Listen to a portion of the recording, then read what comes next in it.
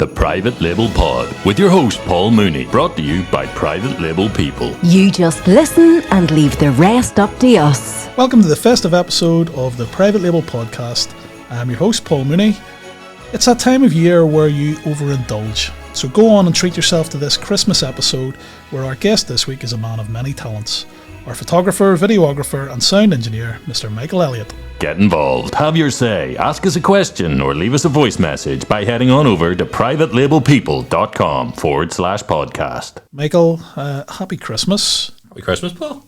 Thank you. Do you enjoy this time of year, or is this a stressful time for you? No, I'm an absolute sucker for Christmas. I love it. Christmas jumpers, the lights up on the house, and some people I think leave them up in January out of laziness. Not me. I leave them up till March out of enthusiasm. Yeah, I don't know if I'd be allowed to get away with that in my house. I'd be told to get them down. The lights, I mean. Usually, yeah, we're quite early with the lights. Probably 1st of December. I think that's about normal. That's when people. It's getting more normal, isn't it? Yeah. Some people are starting to get into Halloween, Christmas. Stop it. Well, listen, I'll tell you how enthusiastic I am about Christmas, Paul. I'm so enthusiastic about Christmas. I have come up with a handful here of Christmas-themed private label people dad jokes. Wow. Take it away, son. Take it away. I mean, we're going to trickle them out here, but I'll start you off easy here, okay? Where do private label people never want to end up at Christmas? Go ahead. On Santa's naughty listing. Jesus Christ. Wow. Yeah. Thought I'd start strong. That was good. That was very good. Yeah. When did you write that? Did you write that on the way here? Oh, right here, yeah. I can give you another one now. We'll see if we keep one in the back. Let people recover from the first one. Are you sure? Yeah. Well, okay. We'll No. Go ahead. Okay. Now this one, I'll be honest with you. It's kind of convoluted. It maybe takes a while to get to the punchline by comparison. So, what do private label people give their kids at Christmas to make them think their present is better than it actually is? An invoice. Jokes. We're not doing that. Stocking fulfillers by Amazon. Oh, that one's fantastic. a bit loose. Okay, I can do better. We'll come back to that later. These are good. They're good. Yeah. That's you have a talent there. I like to think so. Usually I would say leave the jokes to me, but no, I think you should carry on with those. Yeah, it's people put the lights up really early, and then it's those people that put them up really early, and then they get really nasty and shirty on Boxing Day, and they want them down. Like Christmas is over. I hate Christmas ending on Boxing Day. I want to keep it going a little bit. Yeah, I feel like it has to at least go into the new year. Yeah.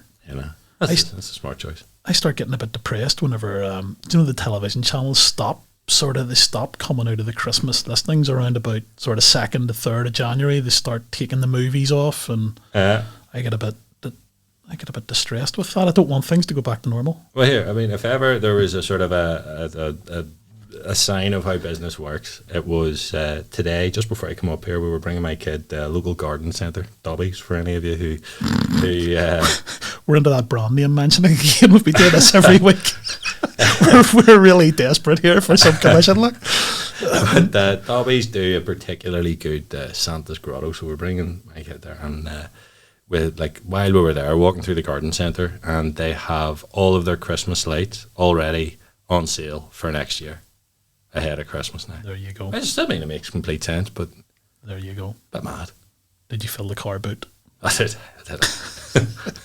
Reselling. Yeah. Yep. Go for it. It's well, what's your plans? What are you doing at Christmas? What's your Christmas day look like? Christmas Day for us is we do the classic family split, where we do afternoon. Just split up, divorce, separate. It's a classic. That's what they did in my house. No, we do the first half of the day with my folks, and then the second half of the day with my partner's folks, and I said, "Get out, Steve. I love it." Well, you're lucky. You've got a very young wee boy who believes in Santa Claus, so all that magic is there. Not that you shouldn't believe in Santa Claus, obviously. You should always believe in Santa Claus. I mean, you might even describe him as pre-believing in Santa Claus at this point, because I mean, he's just about knows to say ho ho ho when the big man walks in. Well, as long as he still believes. Well, actually, if this morning was anything to go by, he knows to burst into tears as soon as the big man walks in. That's it. Are you threatening him? You know that threat that you do? Santa's not going to come. You better behave yourself. Always works. I thought I would try parenting instead.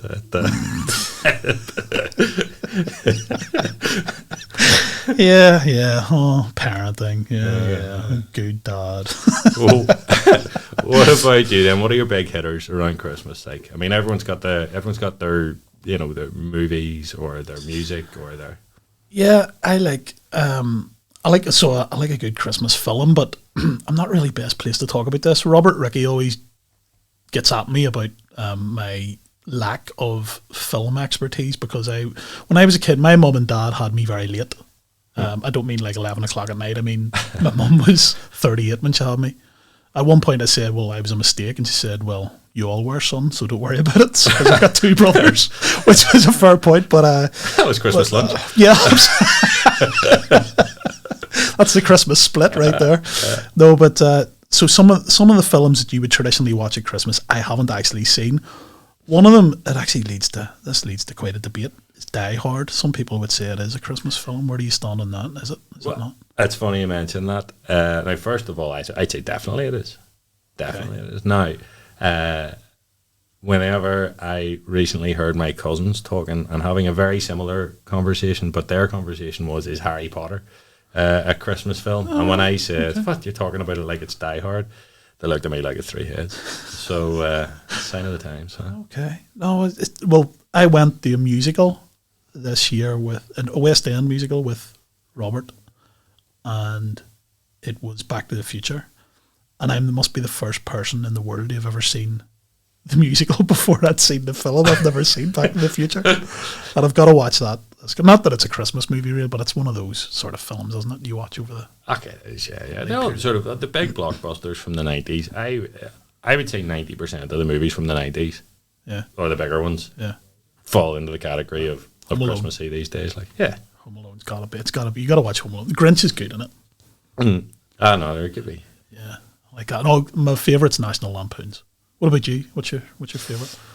Well, ongoing debate in our household. I tend to fall into the sort of, I don't have much patience, so a shorter one works for me quite well.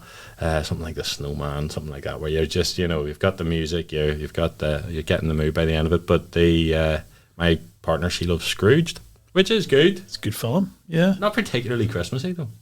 It's what do you call the guy, the actor? Bill Murray. Bill Murray. Yeah, it is good. That's a good spot. It's a bit risque for the kids, isn't it? That one. Oh well. Speaking of good parenting, we'll find out this year. What's the worst that can happen? Yeah, you can edit them out.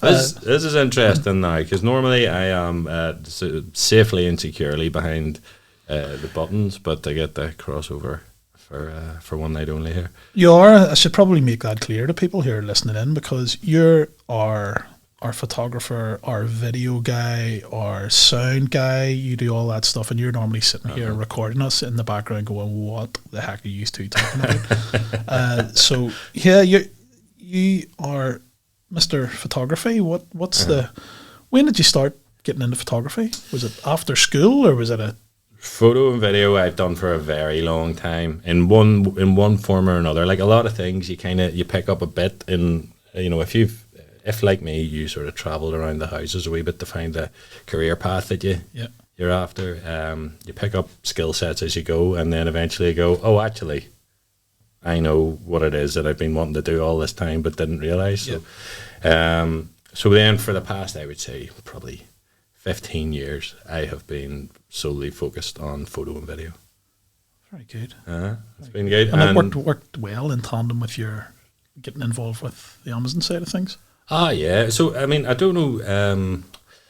I would have done a lot of video with Robert back in the day, where there would have been sort of blog style stuff. There would have been educational style stuff, and then at a certain point the photo stuff came into play as well. And basically we were trying to figure out what it is that, you know, Amazon sellers would particularly want, and essentially you want to give great value. And we came up with the idea of offering out the white background photography, because that allowed us to give everybody that digital shelf space that you need as an Amazon seller, without charging the moon and the sun. So I think now what we offer is a really good kind of, it's incredibly budget friendly, but of a very high standard. I suppose the temptation from some people is, as mobile phones and cameras and things get more accessible for the random person, they go, oh, I can do without this, or I can take photographs myself. I'll just get the product sent to myself and I'll take the photos. You've probably seen some absolute horror shows. Well, do you know what? This is a question I get asked an awful lot, and people say, like, well, what, you know, it's a white background photo. What are you doing that I can't do? And to those people, I will always say, go and give it a go. I thought you were going to say something else there, beginning with go. No, I honestly, like, there's like anything, you know, it doesn't matter what profession you're doing. The 10,000, you know, seems to be the magic number. Once you've shot 10,000 good photos, or once you've done 10,000 hours of great plumbing, or once you, for example, you know, so throw in random trades at will. So, you know, and if you're willing to put in that amount of time to get really good and to give your listing the best chance it can have, I say go for it. Honestly, I'm not here to discourage people from being creative. I think it's great whenever anybody gets into any sort of form of creative industry. But for those of you who are less inclined to do so, I am here. Well, there we go. That's all we need. And you're just another important cog in the machinery. And we've got a few of those, so you're adding to the talents. The videography side, as you said there, you've done a little bit of stuff with Robert in the past. You've followed him around the globe at various times and indeed, yeah. Picked up random tidbits of wisdom and From where you conversation. were going. We'll not talk about that trip. I have, and it's been amazing. Actually, you know, I've been incredibly fortunate because there is not a single thing about selling online that Mr. Robert Rickey doesn't know, and I have had the fortune of sort of being beside that and soaking up all the info like a sponge, to the extent that now, you know, I would consider myself pretty knowledgeable on the subject, you know. Well, you are the OG because you've been involved with Robert from the beginning, really, haven't you? Yeah. I was there early doors, and I think, you know, at the time, passing on his knowledge to other people was sort of in its infancy. Not in its infancy. I mean, it had certainly, you know, by comparison to now. I mean, and now you just see, like, he's just got it nailed. Yeah, that's fantastic. Yeah, he definitely knows what he's talking about. That's for sure. And there's so much. I think it's that almost ignorance where you know, when you know something so well, you don't even really talk about it anymore. So I have to really press to find out things, and then you feel a bit silly for asking the question. But, you know, nobody should ever feel silly for tapping into that sort of wisdom. So absolutely not. And I mean, and the other thing to always, I think, remember in those circumstances is he loves it. Like, genuinely loves, like, helping and, like, feeling like he's doing something good. So, like, and then add on top of that, we got some belter stories. Jeepers. There's some crackers. Are they as good as those jokes? Well, speaking of those jokes, I can't resist. I cannot resist. I feel like we're probably running out of time here anyway.